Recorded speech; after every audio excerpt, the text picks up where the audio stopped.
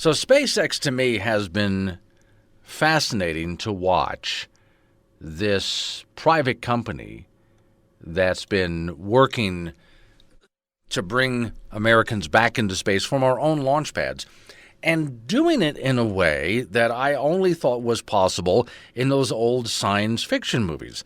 So former with NASA and astronaut and SpaceX consultant Garrett Reisman is on the phone with me. First off, pleasure to talk to you. As soon as I heard you were coming on the program today from the lady Alex, I right away started getting really excited and reading up on all of this again. Thanks for coming on and talking to us. Oh, it's my pleasure. Good morning. I hope you're doing well. Oh, very well. Happy to be here. We have a launch coming up. What are we, 5 days out at this point? Yeah, it's on the 27th, so next Wednesday. Yeah. Okay, so now what to me is interesting about this, when we were kids, Garrett, I used to watch, those old black and white, really bad, so bad that they were good, space sci-fi movies where the rocket would land on a planet, but it would come straight down.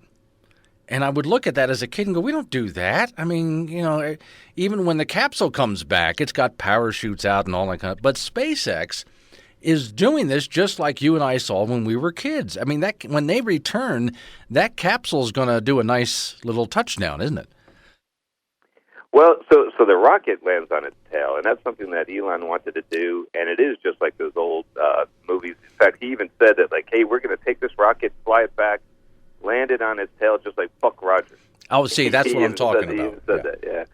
And that was, it's really interesting how, like, science fiction and movies and literature influence what the work we do as engineers and vice versa. It's a really interesting give and take that goes between fiction and reality. But yeah, that's where that came from. So I want to land this just like Buck Rogers. That's what we did. Well, now let's take a look at it. And to me, this is more fascinating, maybe a little too inside baseball for some. But I also take a look at inside that capsule, the way the controls are laid out. Because we're used to seeing the old NASA capsules from back in the 60s.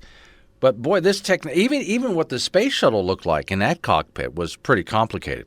But this layout and the controls, this is state of the art, isn't it? It sure is, yeah. So the interface is almost entirely via touchscreen. There are 3 of them, so you have backups in case anything goes wrong. But that's even how you fly the vehicle. There's no stick or anything. You just tap on the screen to go left, right, up, down, and pitch and roll and yaw, and that's your whole interface. It's something like straight out of Star Trek. There are a few buttons and switches just for really critical things, but almost everything else is done through the screen. See, and I'm watching this with interest, and I'm excited for you guys, but I'm finding myself nervous at the same time, because when's the last time Americans launched Americans into space? What was that, 2011? How long ago has that been? Well, it was the last time we launched Americans into space from our soil was 2011, so 9 years ago. And the last time we flew a brand new vehicle on its maiden voyage into space with people on it was 1981. Wow! So nearly 40 years ago. Yeah, so this is kind of it was a once in a generation kind of event, really, based on how we're doing. But the good thing about this is just the first new vehicle. There's a whole bunch coming down the assembly line, and we're going to see new flights, new vehicles happening. Happening all the time. It's going to be the next 10 years. Are going to really blow you away. I'm talking with Garrett Reisman. He's with SpaceX. Now, real quick, just I want to touch on so people know who you are.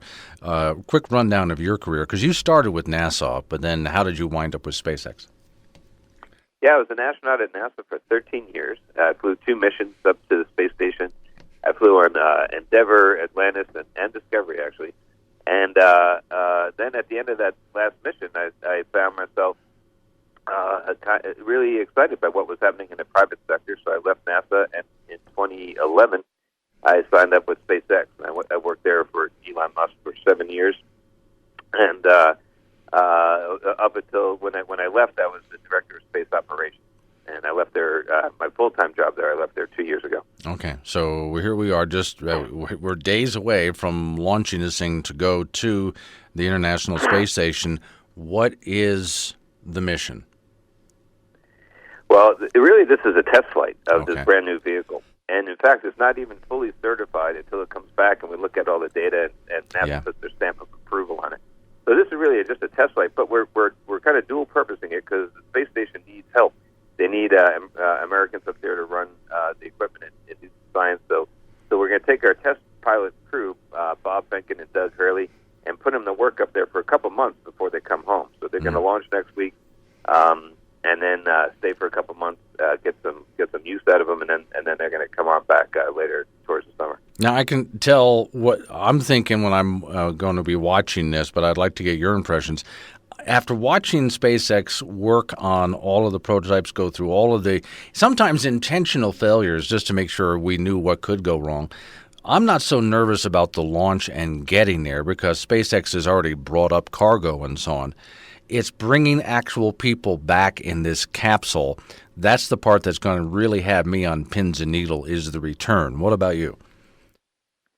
Well, I guess anytime you're talking about a dynamic phase of flight, so I would say coming back, like you're saying, re-entering and splashing down, but also going up. The ascent portion is also anytime you're transferring that much chemical or potential energy into kinetic energy and vice versa. That those physics are difficult, and that's a dangerous thing to do. So I'll be those phases of flight. But you're right that we've done that before, and with cargo missions. And really, what makes I'm sleeping pretty well right now. Okay. Even though Bob and Doug are good friends of mine. So I credit that to the very rigorous certification process that NASA put us through, and they really made sure all the I's are dotted and T's are crossed. Okay, I want to keep you on for the entire hour, but I got to let you go because you're on the schedule yourself. Thank you for coming on. Always welcome. I would love to have you back when this mission is finally over with so we can talk about how everything went. That would be great.